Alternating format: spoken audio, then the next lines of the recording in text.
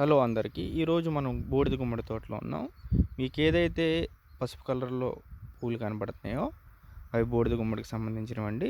అయితే ఈ పూతంతా కాయ అవ్వదు. ఈ పూతలో రెండు రకాలు ఉంటాయి. ఒకటి మగ పూత, రెండోది ఆడపూత అంటారు. దీంట్లో మనం మగవి ఆడవి కనుక్కోవటం ఎలా అంటే, నా దగ్గర ఒక తీగ ఉంది. ఇక్కడ చూద్దాం. ఈ తీగను మనం ఫాలో అవుతే ఇక్కడ మీరు చూస్తారు, ఏదైతే మనకి గనుపుగా కనిపిస్తుందో ఇది ఆడపోతండి. దీని తర్వాతే మనం చూస్తే కొంచెం ముందుకు వస్తే ఇదిగో ఈ పువ్వుకి ఎట్లాంటి గనుపు అనేది లేదు. ముందు దానికి కొంచెం ఈ గనుపు అనేది, మళ్ళీ ఈ పోత చూస్తే దీనికి గనుపు లేదు, కనిపిస్తుందిగా. దీనికి కూడా లేదు, దీనికి లేదు.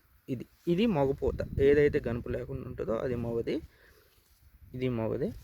ఏదైతే గనుపు ఉంటుందో అది ఆడపోత అనమాట. ఇంకొక తీగ చూద్దాం. ఇక్కడ తీగ చూడండి.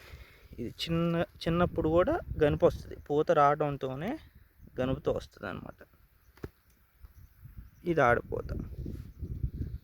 ఇక్కడ చూడండి, ఇది గనుపు ఉంది, ఇది ఆడ. ఏదైతే గనుపు లేకుండా ఉంటుందో అది మొగది ఎప్పుడు హైట్గా గనుపు లేకుండా పెరుగుతుంది. ఈ వీడియో యూస్ఫుల్ అవుతుంది అనుకుంటున్నాను. Thank you.